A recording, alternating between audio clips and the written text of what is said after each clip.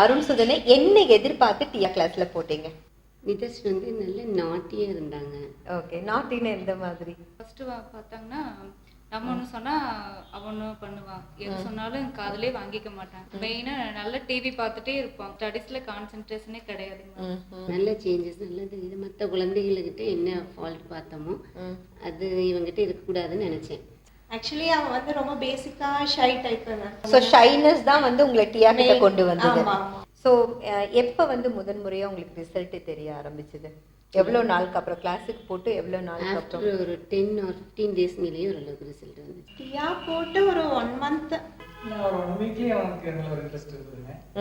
பிஹேவியர்ல நல்ல changes. Behaviour தான் உங்களுக்கு சேஞ்சஸ் கிடைச்சது. ஓகே, அப்புறம் ஸ்டடீஸ்ல ஓகேங்க. பிஹேவியர்ல என்னென்ன சேஞ்சஸ் எல்லாம் பார்த்தீங்க? கொஞ்சம் பேசுறான், பப்ளிக் இப்ப நல்லாவே பேசுறான். அகடமிக் சைடுல நீங்க என்னென்ன சேஞ்சஸ் பார்த்தீங்க அருண் கிட்ட?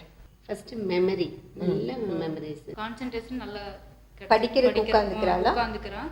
அப்புறம் சொன்ன பேச்சு நம்ம ஏதாவது சொன்னா உடனே சரிமான்னு கேட்டுக்குவாங்க. ஒரு எஸ்ஏ படிக்கிறதுக்கு எவ்வளோ நேரம் எடுத்துப்பா அப்படி? நார்மலாக ஒரு 1/2 an hour எடுத்துக்கிறாங்க. இப்போ வந்து ஒரு 10 to 15 minutes, அப்படியே ஹாஃப் கம்மியாகுது. பிஹேவியர் சைடு இந்த ஃபியர்னஸ் பத்தி கொஞ்சம் சொல்லுங்க. இப்போ கொஞ்சம் பரவாயில்ல, பயம் கொஞ்சம் கம்மியாயிருக்கு. சோ இருட்ட பார்த்த பயம் இருந்தது. ஃபர்ஸ்ட் எல்லாம் போவே மாட்டான், இப்போ கொஞ்சம் போறான். மெமரிக்கு இம்பார்ட்டன்ஸ். ஓகே, மெமரினா படிச்ச விஷயத்தை வந்து எவ்வளோ நாள் கழிச்சு கேட்டாலும் சொல்லுவாங்க. அண்டர்ஸ்டாண்ட் பண்ணி படிப்பாங்க.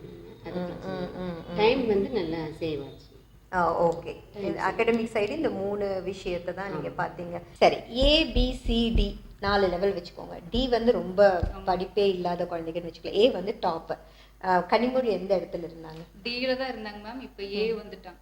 ஏவே வந்துட்டா. அப்படி நாங்க ஏன்னா டீச்சரோட வியூன்னு ஒன்று இருக்கும், பேரண்ட்ஸோட வியூல ஒரு டிஃபரன்ஸ். கேக்குறேன் எப்படி பிஹேவ் பண்றான் கிளாஸ்ல அப்படின்னு சொல்லிட்டு. இப்போ வந்து ரொம்பவே நல்லா இருக்கான், குட் பாயா இருக்கான், சொல்றதெல்லாம் கேட்பான். ஃபர்ஸ்ட் கிளாஸுக்கு வரும்போதே அழுகுவான், கிளாஸுக்கு போக மாட்டேன்னு சொல்லிட்டு. இப்போ வந்து நார்மலா ஃபர்ஸ்ட் ஸ்டாண்டர்ட். சோ கிளாஸுக்கு போகும்போது ஒரு அழுகையோட தான் அழுதுட்டே தான் வருவான். வீட்ல இருந்தே அழுகையோட தான் கூட்டிட்டு வருவோம். பட் இப்போ வந்து சுத்தமாவே அது இல்லை.